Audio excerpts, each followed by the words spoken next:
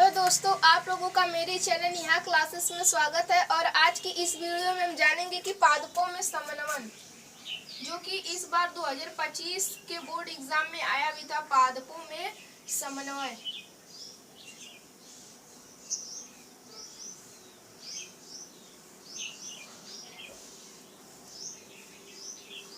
यदि इस टॉपिक को देखा जाए तो यह परीक्षा की दृष्टि से मोस्ट इम्पॉर्टेंट टॉपिक है, क्योंकि मैं अपनी वीडियोस में केवल मोस्ट इम्पॉर्टेंट ही क्वेश्चन लाता हूं जो आपको सीधे बोर्ड एग्जाम के पेपर में देखने को मिलेंगे। ये पादपों में समन्वय भी काफी ज्यादा इम्पॉर्टेंट टॉपिक है। तो आज के इस सेशन में हम पादपों में समन्वय की बात ही करेंगे।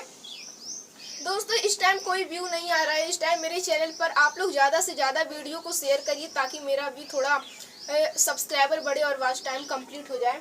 पादपों में समन्वय क्या होता है, जैसे कि मैं आपको समझाने का प्रयास कर रहा हूँ। जैसे कि हम लोग जंतु हैं, हम लोगों में कोई भी बाहरी जैसे परिवर्तन होता है या फिर कोई अनुक्रिया होती है, तो उसे ग्रहण करने के लिए हमारे पास कुछ विशेष प्रकार के अंग पाए जाते हैं। जैसे कि आँख, जो कि प्रकाश को देखने का कार्य करेगा। इन्हीं को हम लोग क्या कहते हैं, ग्राही अंग, या फिर क्या कहते हैं, ज्ञानेंद्रिया अंग कहते हैं। ये जो होती है, ये 5 होती हैं। आप अपने बचपन से पढ़ते चलते चले आ रहे होंगे कि आँख, कान, नाक, जीभ, त्वचा, ये 5 ज्ञानेंद्रियां होती हैं। इन्हीं को ग्राही अंग के नाम से जाना जाता है, जो कि जो हमारे पर्यावरण में होने वाले जो परिवर्तन होते हैं ना, ये उनको ग्रहण करने का काम करती हैं। लेकिन पादपों में क्या होता है ना कि हमारे में जैसे कि ग्राही अंग पाया जाता है बाहरी परिवर्तन को ग्रहण करने के लिए, तो उनमें जैसे कि आंख, कान, नाक तो पाया नहीं जाएगा। जैसे कि मैं यहाँ पर पौधा बना दे रहा हूँ।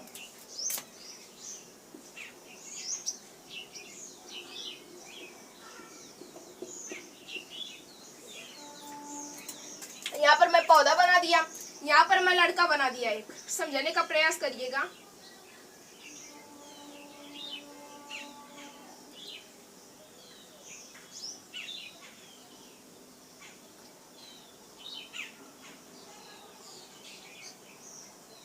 ये लड़का है। यहाँ पर क्या हो रहा है, जैसे कि हमारे पास देखिए जो बाहर की चीजें हैं, जैसे कि कोई कहीं पर हलवा बन रहा है, हलवा, तो उसे हम लोग अपने नाक के द्वारा सूंघ कर क्या करेंगे, पता लगा लेंगे कि हाँ, बगल में कुछ बन रहा है, बहुत ही स्वादिष्ट चीज बन रही है।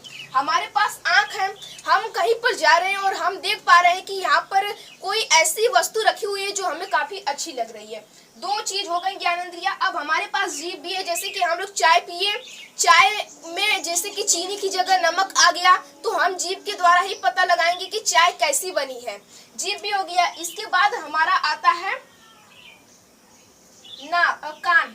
यहाँ पर कान होगा, जो कि जैसे कि कहीं डीजे बन रहा है, बज रहा है, वहां पर कौन सी ध्वनि सुनाई दे रही, कौन सा गाना बज रहा है, भोजपुरी बज रहा है कि हिंदी, वह हम लोग अपने कानों के माध्यम से सुनते हैं। और जो त्वचा होती है, जैसे कि कब गर्मी पड़ रही है, कब बरसात पड़ रही है, ये इन चीजों को क्या करता है, ग्रहण करने का काम करता है। तो मानव शरीर में क्या, जैसे कि जंतु में 5 प्रकार की ज्ञानेंद्रियां पाई जाती है। 5 ज्ञानेंद्रिय या फिर ग्राही अंग पाए जाते हैं।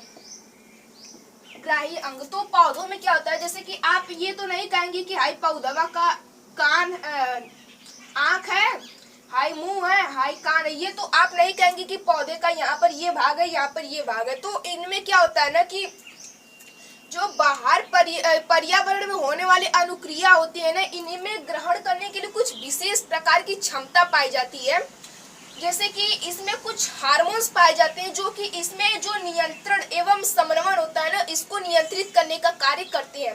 यानी हमारे में होती है जैसे कि हम ग्राही अंगों के द्वारा बाहर होने वाले परिवर्तन को ग्रहण करते हैं, लेकिन ये इसमें चीजें नहीं पाई जाती। इसमें कुछ विशेष प्रकार की क्या पाई जाती है, क्षमता पाई जाती है। और इसमें ना क्या होता है कि जो नियंत्रण एवं समन्वय होते हैं ना, इनको नियंत्रित करने के लिए इसमें 5 प्रकार के हार्मोन्स पाए जाते हैं। बहुत सारे, लेकिन हमें कक्षा 10 के अकॉर्डिंग केवल 5 ही पढ़ना है। एक जो हमारा हार्मोन्स है वो है ऑक्सिन। ऑक्सिन हार्मोन्स है। और जो दूसरा हार्मोन है उसका नाम है जिब्रेलिन।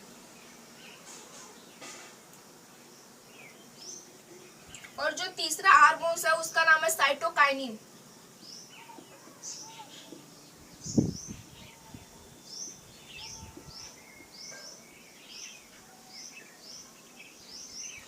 चौथा हार्मोन है उसका नाम है एफसीसी।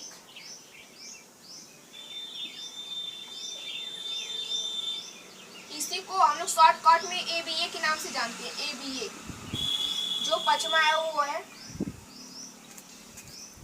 इथाइलिन या फिर ethylene, ethylene, ethylene, ethylene, ethylene या फिर इथिलीन के नाम से जाना जाता है।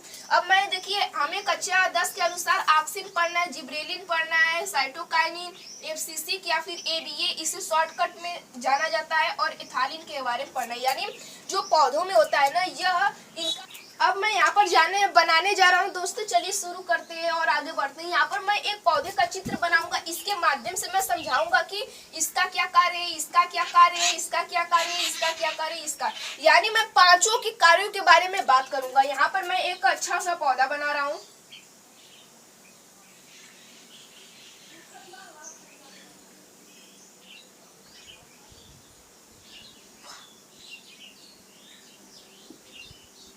मैं कलाकार तो हूं नहीं,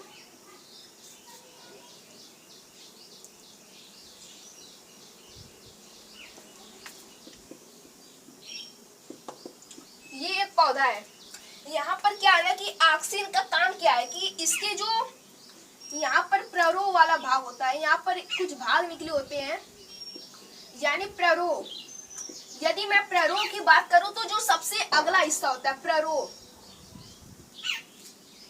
प्ररो यानी जैसे कि आप लोग देखते होंगे कि जो लौकी का पौधा होता होगा ना, जैसे कि इस तरह से निकलेगा, यही कहीं पर पत्ता बन जाएगा, यहाँ पर पत्ता बन जाएगा, यहाँ पर, और क्या होगा ना कि इसमें एक धागे नुमा संरचना निकली रहती है, गोल गोल नुमा, ऐसे धागे नुमा कुछ संरचनाएं निकली रहती हैं, जो उस मटर के पौधे में भी आप देख सकते हैं, लौकी के पौधे में या फिर कोहड़ा के पौधे में आप देख सकते हैं कि ये धागे नुमा कुछ ऐसे संरचनाएं निकली रहती हैं। इन्हीं को हम लोग क्या कहते हैं, प्ररो के नाम से जाना जाता है, यानी पौधे का सबसे ऊपरा हिस्सा। तो ऑक्सिन का काम क्या होता है ना कि ये जो प्ररो होते हैं, जैसे कि जो ये धागेनुमा संरचना निकली रहती है ना, ये एक वृद्धि करने वाला हार्मोन होता है। याद रखिएगा, ये ऑक्सिन, जिब्रेलिन, साइटोकाइनिन, ये जो तीनों है ना, ये एक वृद्धि हार्मोन है, यानी पौधों में वृद्धि कराने वाले हार्मोन्स है। जबकि ये दो जो हार्मोन्स है ना, ये वृद्धि रोधक हार्मोन है, यानी पौधों की वृद्धि को रोकने का कार्य करते हैं। तो ये प्ररो के भाग को क्या करता है ना कि विकसित करने में सहायक होता है, ये जो ऑक्सिन हार्मोन्स होता है। और इसके बाद मैं अभी आपको लिखवाऊंगा, पहले समझा लूं। जो जिब्रेलिन का कार्य होता है ना,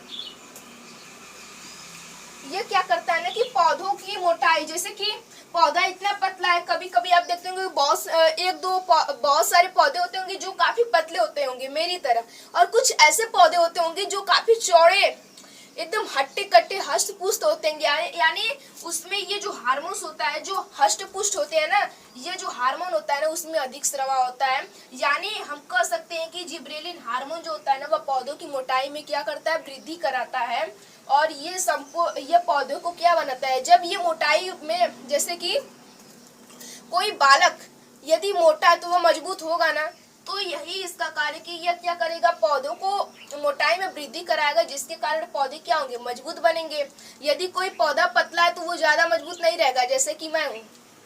इसके बाद साइटोकाइनिन का कार्य क्या है, यह भी एक क्या है, वृद्धि को, पौधों में वृद्धि करने वाला हार्मोन है। साइटोकाइनिन का कार्य क्या होता है, यह भी जान लेते हैं।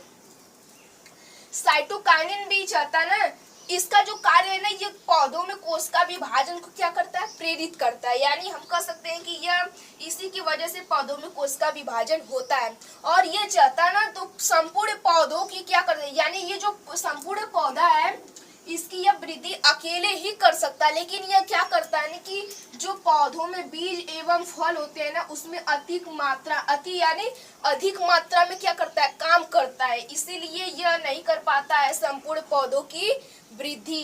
केवल ये क्या करता है ना कि जो फल व बीज होते हैं ना, इसमें अति मात्रा में काम करता है। फलों व बीज में यह क्या करता है, अति मात्रा में काम करता है, जिसके कारण यह क्या करता है ना कि संपूर्ण पौधों की जैसे वृद्धि नहीं कर पाता है। अब एफसीसी एबीए के नाम से जानते हैं इसी को, इसके बारे में समझ लेते हैं। यह एक क्या है ना, वृद्धि रोधक हार्मोन, यानी जब पौधा वृद्धि करेगा ना तो उसे रोकने का काम करेगा। यह क्या करता है ना कि जो पौधों की यहाँ पर मान लो ये कली है, यहाँ पर कोई कली निकली हुई है,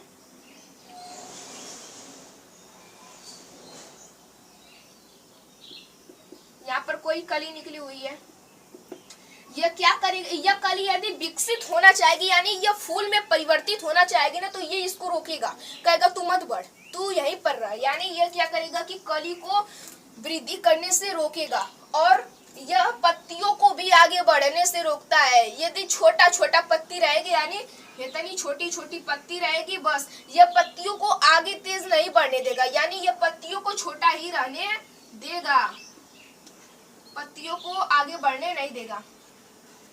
यह पौधों की क्या करता है कि कलियों को विकसित नहीं होने देता है और एवं जो यहाँ पर जैसे कि जो पौधों की पत्तियां होती है ना इसको भी यह जैसे कि विकसित होने नहीं देता है। और आप लोग देखते होंगे कि गर्मी के मौसम में या फिर स्प्रिंग ऋतु जैसे कि बसंत सीजन में, बसंत ऋतु में क्या होता है कि ना पेड़ पौधों की जो पत्तियां होती है ना वह स्वयं से टूट कर गिरने लगती है, तो वह इसी हार्मोन्स के कारण होता है। याद रखिएगा यह क्वेश्चन बहुत इंपॉर्टेंट पूछ सकता है कि पौधों से पत्तियों का अलग होना किस हार्मोन के कारण होता है, यानी एब्सिसिक हार्मोन के कारण होता है। जो पौधों की पत्तियां होती है वो पीली होकर क्या होती हैं, गिर जाती हैं, वह एब्सिसिक हार्मोन के कारण होता है। अब इथाइलिन हार्मोन के कारण जान लेते हैं। जैसे कि आप लोग देखते हैं कि जब फल खाते हैं, जैसे कि आम खाते हैं, वह पक गया ना तो यह क्या करता है ना कि फलों को क्या करता है, पकाने में सहायक होता है, तो इसका काम होता है। ये याद रखिएगा, ये दोनों जो है ना काफी इंपॉर्टेंट है। यह फलों को पकाने में सहायक होता है।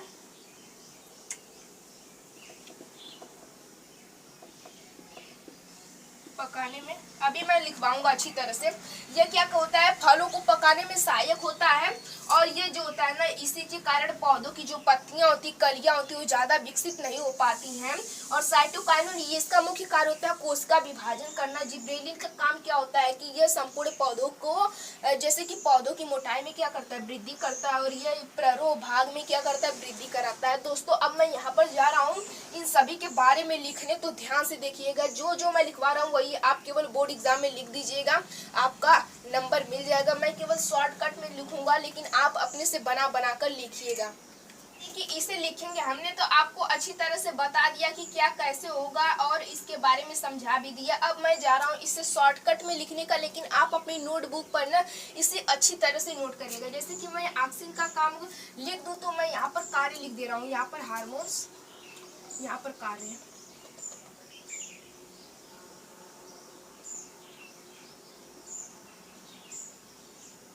हार्मोन्स कार्य, पौधों के प्ररोह भाग में, पौधे के प्ररोह भाग में,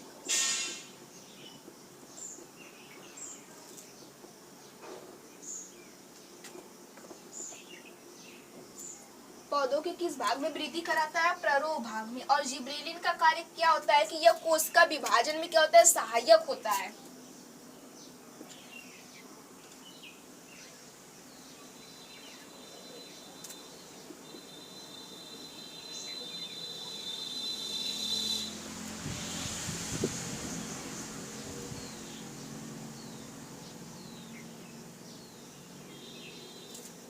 इसके बाद साइटोकाइनिन का कार्य क्या होता है, यह जो होता है ना यहाँ पर रहेगा कि यह पौधों की मोटाई में वृद्धि कराता है। थोड़ा भूल चूक हो जाता है, पौधों की मोटाई में।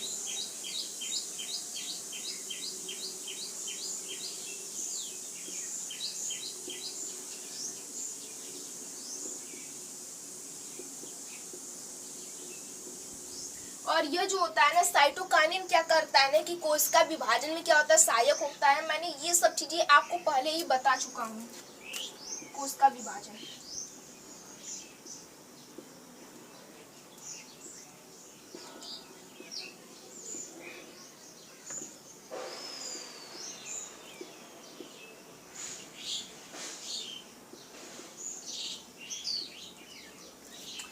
बाद एफसीसी का क्या कार्य होता है ना कि यह इसी के कारण पौधों की पत्तियां अलग हो जाती है, पौधों की पत्तियों का गिरना।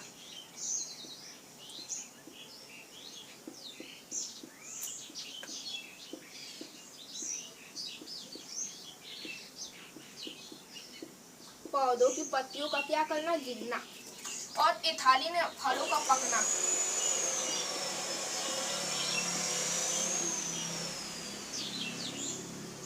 फूलों का क्या होना, पकना। मैंने आपको ये सारी चीजें पहले ही बता चुका हूँ, एक बार और रिवाइज करा देता हूँ। ऑक्सिन हार्मोन का कार्य क्या होता है कि यह पौधों के प्ररोभाग में क्या करता है, वृद्धि करता है। जिब्रेलिन का कार्य क्या होता है कि यह पौधों की क्या करता है, मोटाई में वृद्धि करता है, जिसके कारण पौधा क्या होता है, ज्यादा मजबूत बन जाता है। साइटोकाइनिन का कार्य क्या होता है ना कि यह क्या करता है ना कि पौधों की कोशिका विभाजन को प्रेरित करता है। यदि यह ना चाहता ना तो संपूर्ण पौधों को विकसित कर सकता है, लेकिन क्या करता है ना कि यह पौधों के फूल तथा बीजों में क्या अति मात्रा में काम करता है, जिसके कारण सारी एनर्जी उधर ही वेस्ट हो जाती है और ये संपूर्ण पौधों की वृद्धि नहीं कर पाता है। एफसीसी क्या होता है कि यह पौधों की पत्ती तथा कलियों को विकसित होने से रोकता है तथा पौधों की पत्तियों का गिरना इसी के कारण होता है। और इथालिन का कार्य क्या होता है कि फूलों एवं फलों का क्या पकना। दोस्तों आज की सेशन के लिए इतना ही काफी है और मिलते हैं किसी अगली वीडियो में, तब तक के लिए जय हिंद।